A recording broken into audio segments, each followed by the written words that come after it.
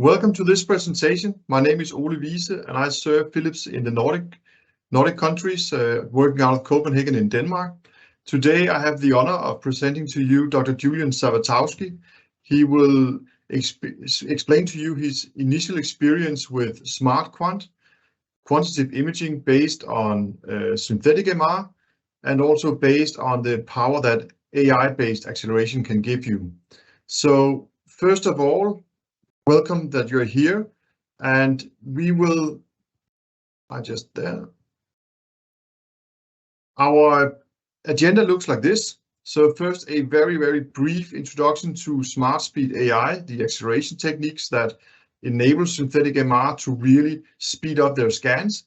And then Nico Höfkens from Synthetic MR will give you an introduction to what is synthetic MR, scanning from SciMRI. And in the end, the star of the day is our KOL from Fondation Rotschild in Paris, Dr. Julien Savatovsky. He has been working with this tool for 8-9 months, and he will give you his initial experiences with this and also a perspective of how this will look in the future. Should you have any questions, you're very welcome to put them into the Q&A in the chat box, so you can ask questions in the chat, and we will come back to that later on in the presentation. But first of all, in Philips, we are very proud of our acceleration techniques. We have worked very long on improving it. It's always a matter of improving image quality and make sure that you can scan faster. Back in the last millennia, we developed what was called SENSE back then, normal parallel imaging, and then it went into digital coils. We did multiband sense, and then came like a real breakthrough a few years ago with compressed sense, where we use clever mathematics you call wavelet transform to really filter out a lot of the noise. And if you remove all the noise, there's a really good chance that you can scan a shorter time and still get a great image. And based on that, we worked with that for a number of years. Based on that, we said, okay, can we do it even better with AI? And so AI was inserted into the compressense technology, and the results were amazing. So one of the things, and I will not show images with compressense AI, but the key is really that you can scan faster if you want to do that and keep the image quality. You can scan at the same time slot and just get better images, or you can do something in between. But what really makes Philips' solution stand out is the wide compatibility. We can accelerate 97% of your normal everyday scans using compressense AI. And that is basically the foundation of what we are going to show you, is that now you can even accelerate quantitative imaging with AI. And that brings a lot of new possibilities. And that would be sort of what I want to talk to you about, because now Nico Höfkens will present to you the slides on what is the quantitative imaging that Smart Quant delivers to you. And so over to Nico.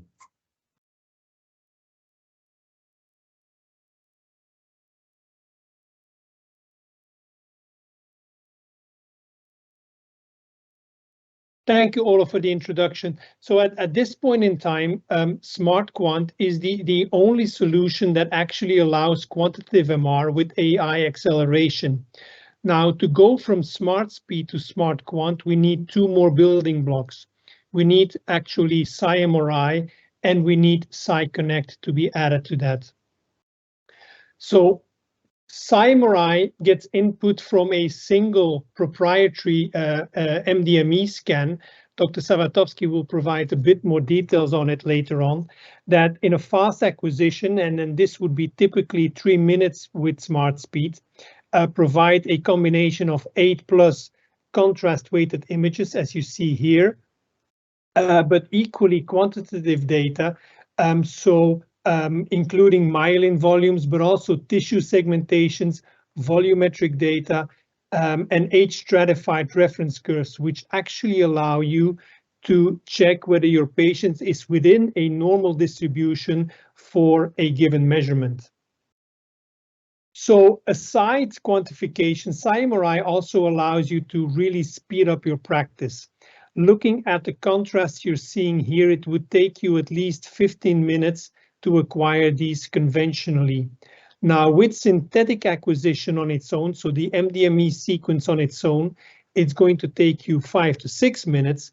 With Smart Speed, we can accomplish this, and Dr. Savatovsky has accomplished this in less than 3 minutes.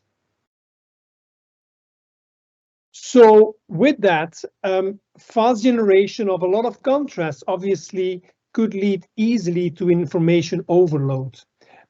Getting all of this information onto your PACS in one go would lead to too much information.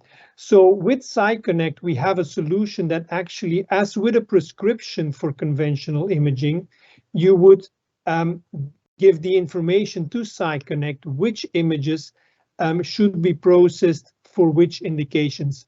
And so you would get, as a clinical user, you would get these images directly onto your PACS workstation. You see here an example for an MS protocol or for a tumor protocol, but it could essentially be any set of images or quantified data that you would require. So in summary, with an acquisition of less than 3 minutes and a post-processing time of about 10 seconds, the requirements are on your PACS viewer before your patient leaves the scanner. And this process is completely, so the data remains completely on-premise. There is no data that is sent outside of the hospital. So with that, I want to hand over to Dr. Julien Savatovsky, who is the Deputy Head of Diagnostic Neuroradiology at the Fondation Rotschild, who will give you an insight on his clinical experience with Smart Quant over the last 8 months, and then how it has impacted his clinical workflow. And additionally, he will share his vision on what this technology will be able to bring in the future. So, Dr. Savatovsky, dear Julien, the floor is yours. Thanks, Nico. So I will share with you now my experience on Smart Quant for the last month. So as it has been said, it's a fast quantitative MR that is integrated in our workflow now. Here are my disclosures, and I must disclose a research partnership with both synthetic MR and Philips on Smart Quant. So all the images that you will see were acquired on an Ingenia Elition 3T that was installed a few years ago, and that had an update to allow DLR reconstruction with Smart Speed. And we use a patch that I will show you later to combine the synthetic MR and the deep learning reconstruction. So we are a specialty hospital, so you will see mostly images from brain and CNS diseases. So the learning objectives of this will be that you will be able to demonstrate the utility of assessing multiple synthetic sequences that are taken from a single acquisition, and I will show you multiple examples so you can compare data sets that comes from real life example and comparing conventional and synthetic weighted images to see the equivalence of both data sets. We will briefly describe the zero-click workflow to produce the images, and we will see how we can assess the added value of quantitative maps and volumetric reports through clinical examples. And then we will take a few minutes to foresee the future additions of Smart Quant that are coming in the following month. So let's start up with showing several examples on how you can assess those sequences and hopefully trust the results that are given by those sequences. So here is a first clinical case of a 29-year-old male with diplopia. He had an MRI in an outside center on which we didn't find any cause on the diplopia, and he came back to us to try to solve it out.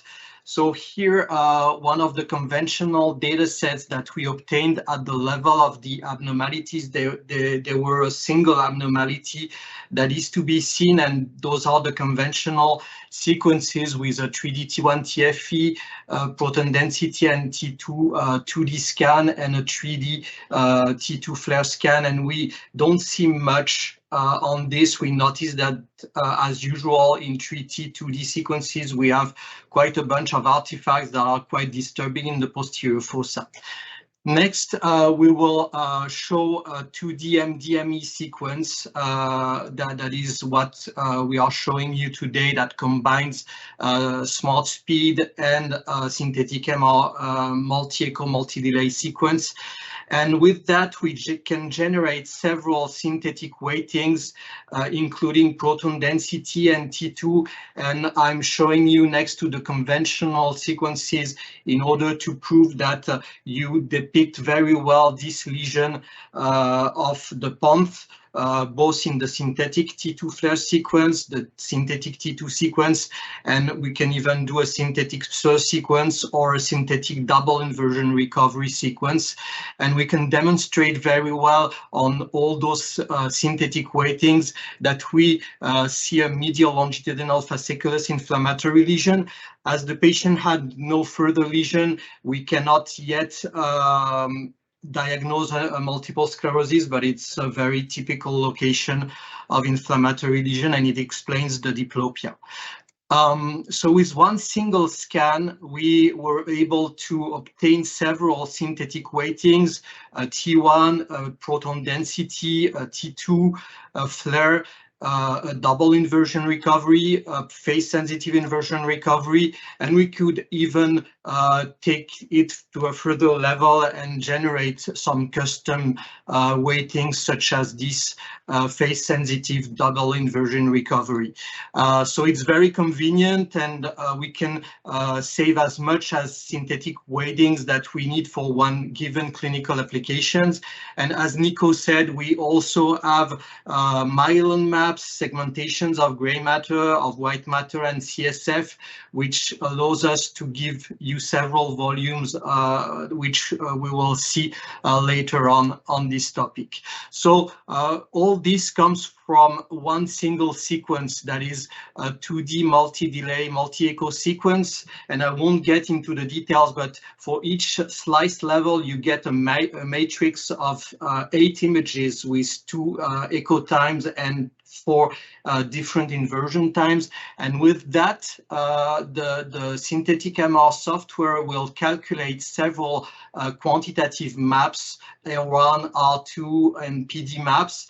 And it's no IA processing, it's just a mathematical model. And from those 3 maps, you can generate basically any synthetic sequence that you need with those 2 formula.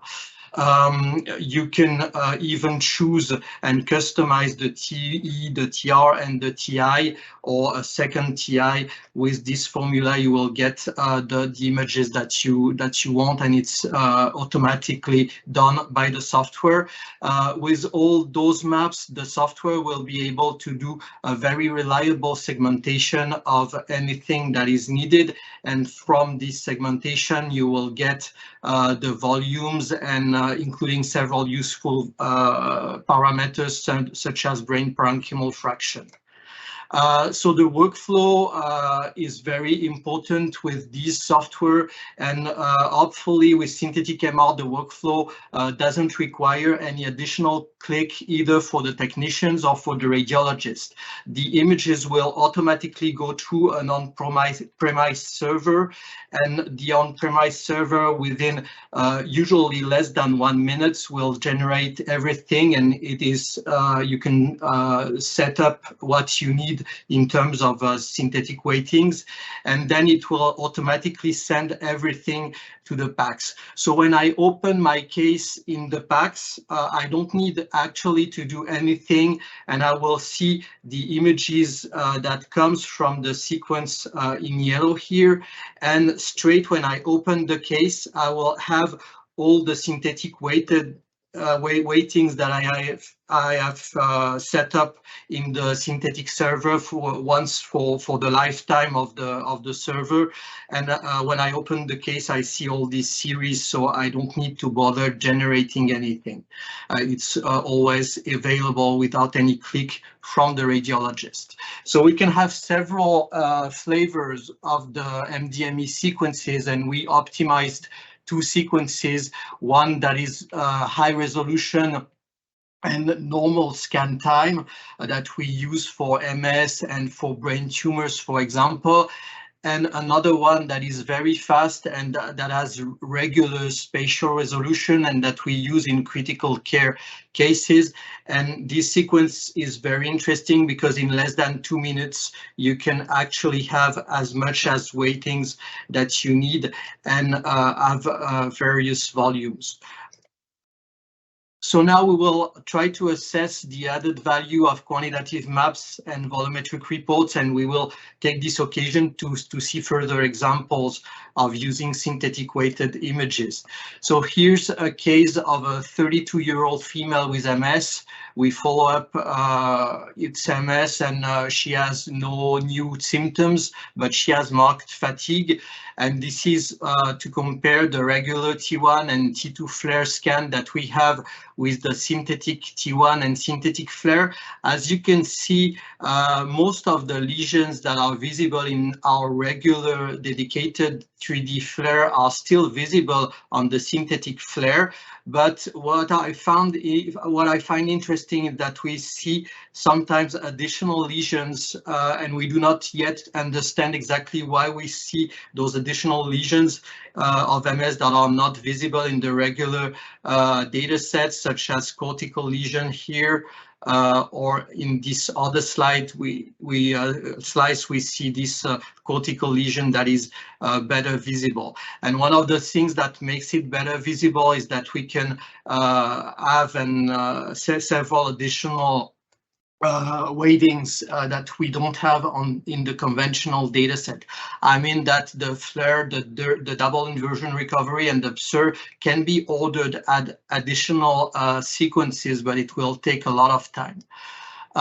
So in addition of those synthetic weightings, you will have several mappings that you can use for research, including R1 or T1 mapping and R2 or T2 mapping.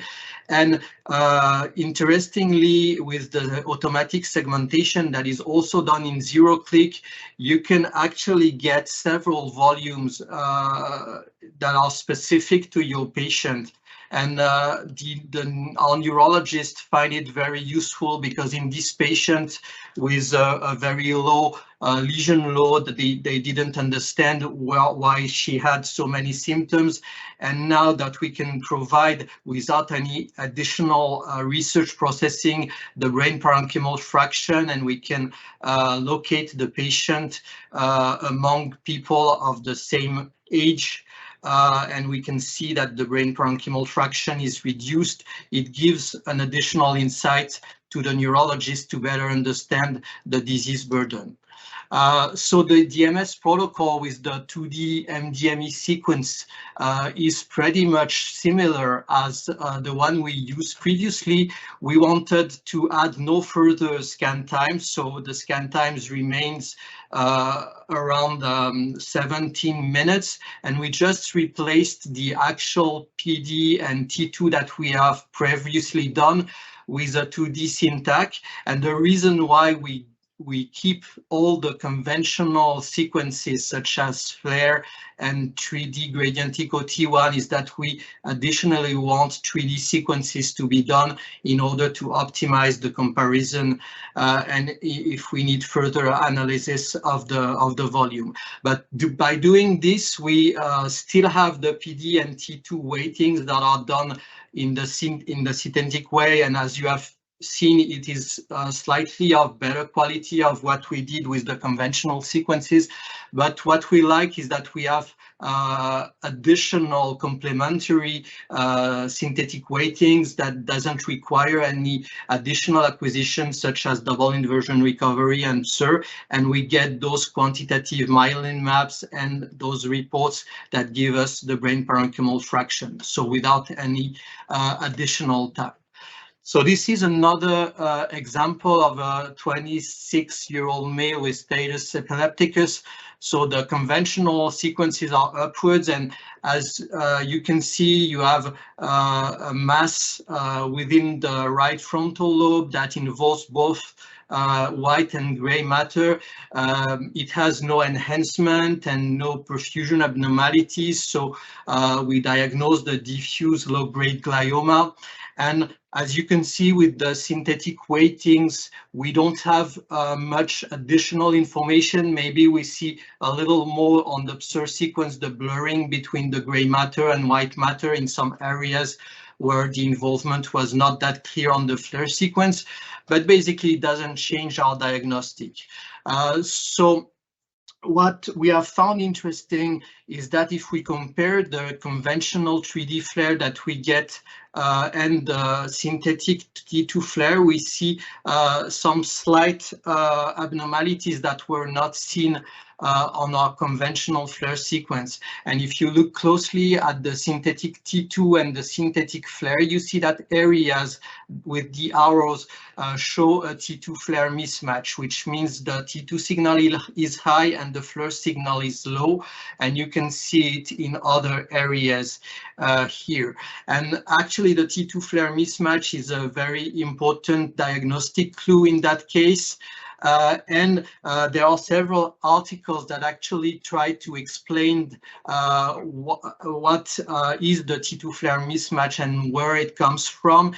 And actually you have this mismatch because you have both long T1 and long T2 relaxation time, and those couples of long T1 and T2 relaxation time seem to be specific of IDH mutant low-grade glioma. So actually you have an additional clues from those T1 and T2 maps that are given without any additional scan time, which tell you that it's likely an IDH mutant glioma.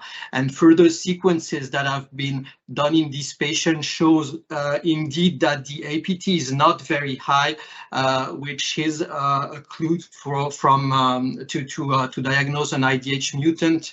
And we have a slight peak on the MR spectroscopy at 2.2 ppm, which is IDH2 peak that is to hydroxyglutarate peak that is very specific to those IDH mutant gliomas.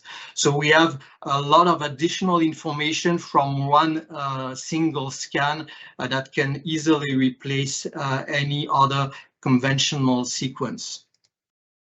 And the next example and the last example that I will have with 2D sequences is an acute optic neuritis in a gentleman with recent right-sided visual loss.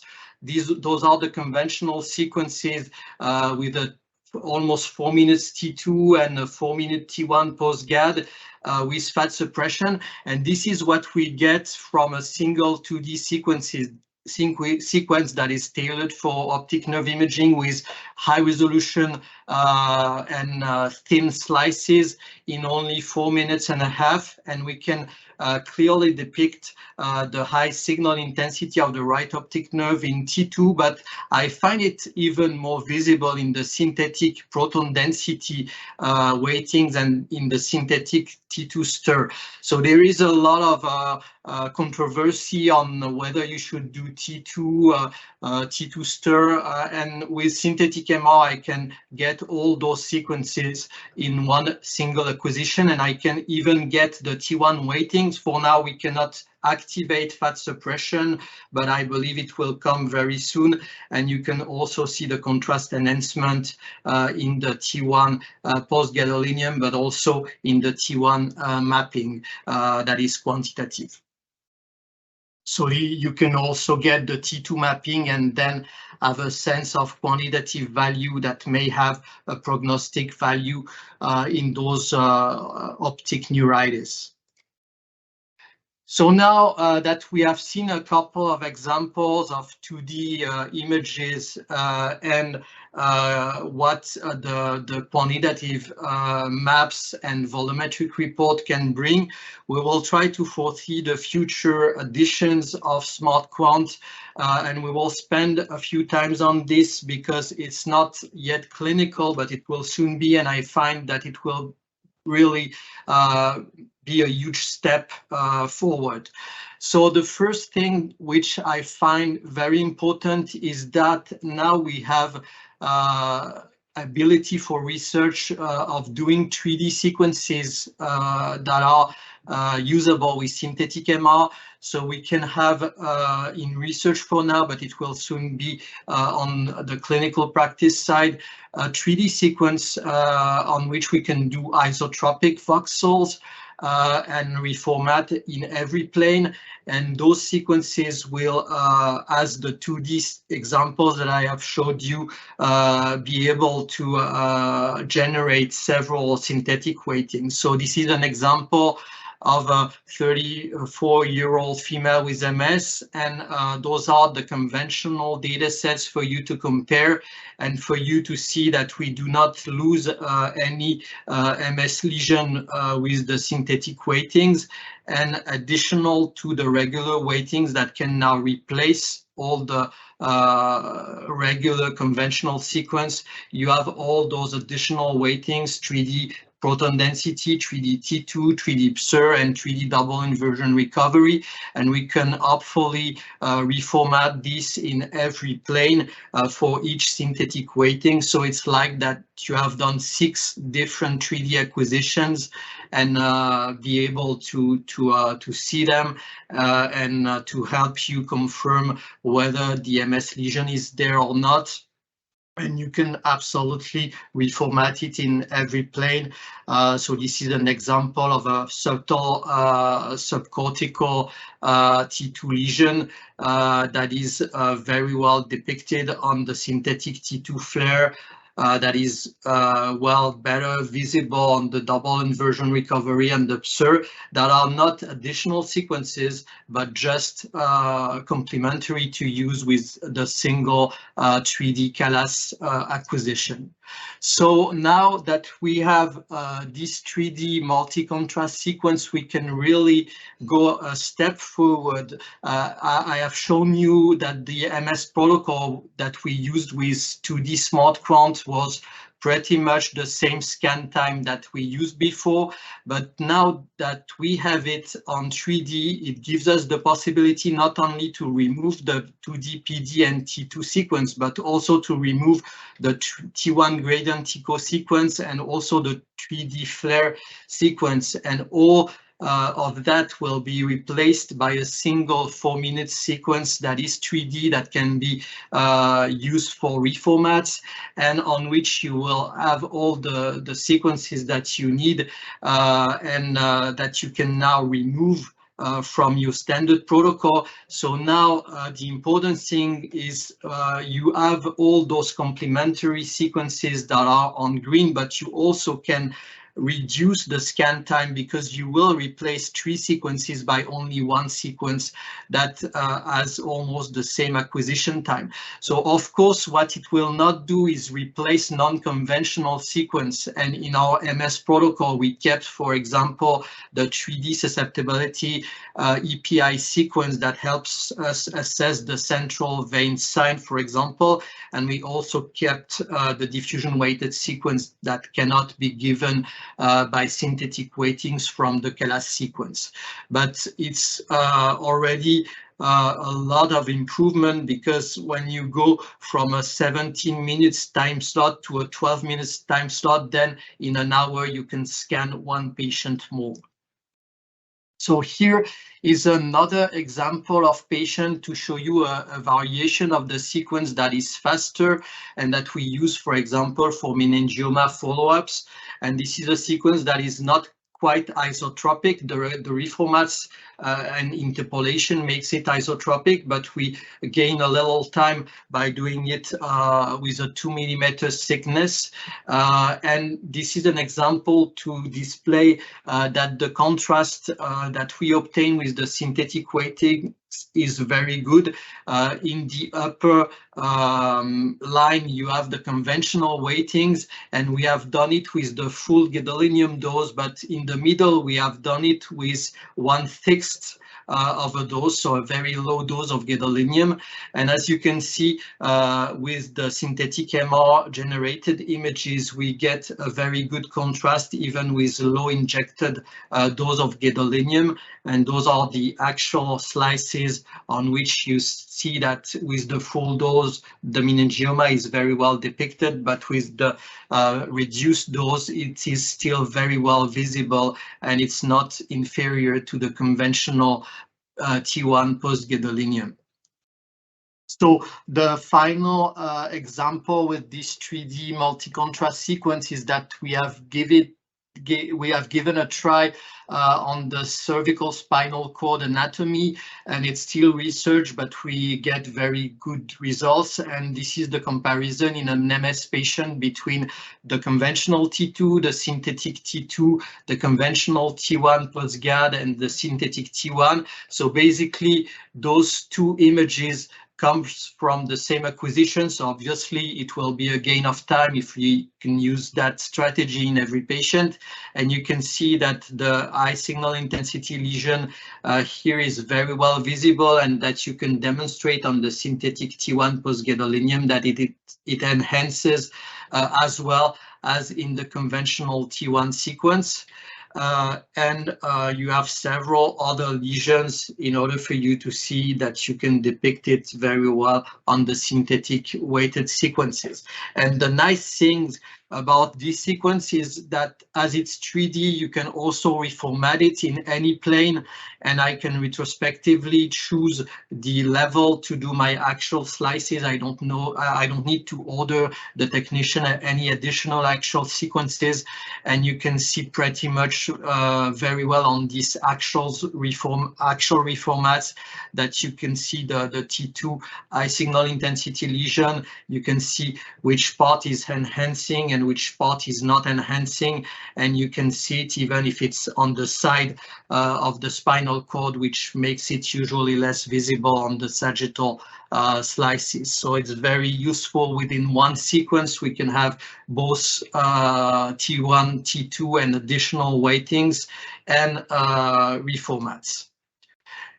So here's one example to display that the 3D sequences also have the quantitative capabilities. This is a 67-year-old female with gait disturbance, and you can see that she has hydrocephalus. You can see the actual synthetic weightings and the sagittal reformats. As you can see, it's an isotropic voxel that can be reformatted in any place. So basically, in one single sequence, I get everything that I need to assess both parenchyma and ventricles, and I will get for free all those segmentations and additional myelin maps. And which is very interesting in hydrocephalus is that I will have the CSF volumes quantifications. And as you can see in this patient, we have a very high CSF volume. And an additional information that we were not aware of in this patient is that the intracranial volume is also raised. So she has microcephaly, and it was a clue to diagnose long-standing over ventriculomegaly in adult. So to conclude, we now have the ability to generate multiple synthetic weighted images from a single sequence. So both with 2D and soon with 3D sequences, we can, by using Smart Quant, generate as much as synthetic weightings that you need for one given clinical application, and it is customizable which synthetic weightings you will obtain. It's a zero-click workflow to produce the images, both for the technologist. Once you have acquired the sequence, it will go through the server and go directly to the PACS. And so when the radiologist open the case in the PACS, he will get all the synthetic weightings and quantitative maps that he wants to have. So this gives us the potential to have a great gain of time in our acquisition protocol, which means less time in the device for the patient, so more comfort, but for us also the ability to scan more patients a day, which is quite important given the pressure of doing a lot of exams to raise more money with the lower income that we have per exam. With that same acquisition, we can have the added value of quantitative maps and volumetric reports. And I hope with my examples that you are convinced that it's a real added value in some clinical indications. So I'm open for questions, and I thank you for your attention. Yeah, thank you very much, Dr. Julien Savatovsky. We have a number of questions in the chat, and I will also just share this presentation instead here. So basically, thank you very much for the presentation. We have a number of questions for you lined up. The first one is, how does motion impact these the images looking at blood and CSF? So it's a very good question, and I would say that it's the same as conventional sequence. So if the patient moves, the sequence will have bad quality, and obviously the quantitative values that you get will not be valid anymore. So that's why it's good to have all the segmented maps sent to the PACS, so it allows us to assess the image quality. But hopefully now with the Smart Speed combined acquisition, we can go into faster scans. So what we do when we have motion in the first images is that we repeat a fast version of the sequence, and we have a 2 minutes fast version for the 3D sequence and a 1.5 minutes fast version for the 2D sequence. So it's very easy when the technician sees any motion on the sequence to repeat it. Okay, thank you. And then we have another question. I'm not sure I understand it, but I will read it out. Can we use the raw data for AI deciphering? I don't know what they mean from the raw data. So you can have the raw images from the sequence, which means you can have all the images that are acquired directly. The multi-echo or the multi-TI images are available. It's used to choose if you want them to be sent to the PACS or if you want only the synthetic image sent to the PACS. So what we decided is to send every raw image to the PACS so we can process them again if we need to for research, and those images might I guess be used for further IA processing if you want, for example, to do your own pipeline for segmentation. That would be an alternative to what synthetic MR gives you. Okay, thanks. We also have a question. Can we subtract the synthetic images from the conventional images? Can do the math on that? Yeah, we can actually, all the sequences are given in regular DICOM format, so you can do any algebra operations on this. You can, for example, open it in the lobby application on Portal, which allows you to co-register the conventional data set with the synthetic weighted imaging and to do subtraction. For example, you can take, for example, 2 synthetic sequences before and after injection and subtract them as well. You can subtract the T1 mapping if you generated it in black and white. So you can do basically any operation on the images that you get. Thanks. And I saw there was a lot about that you could actually scan faster, but I also saw that when you did your clinical diagnostics, you also saw some accidental findings. So with this in mind, how do you think synthetic MR scanning quantitative imaging will change the dynamics around the diagnostics in the future? So I think it will be a paradigm shift on the way we see the images. The way that we see the images now is trying to see most images live. And when we see images live, we ask the technologists to add further sequences to give more insights and get more details. So with this strategy of acquiring one single sequence and being able to generate all those weightings without any additional time, we can actually be confident that in one acquisition we will have all that we need to read the images and to have additional information. I will be honest with you, we do not read all the 6 or 7 synthetic weightings that we generate. It's just here to be used in case the regular weightings, if the synthetic flare is normal, I will maybe not look for the SIR, but for example, if on the flare I see a suspected inflammatory lesion, I will be very careful and look for the double inversion recovery and search synthetic weightings to look for additional small lesions of the posterior fossa, for example. So it's good to have those sequences here free from any additional time, and it allows us to confidently put the patient off the device and still be able to generate further weightings retrospectively. That sounds like a really clever way to use it.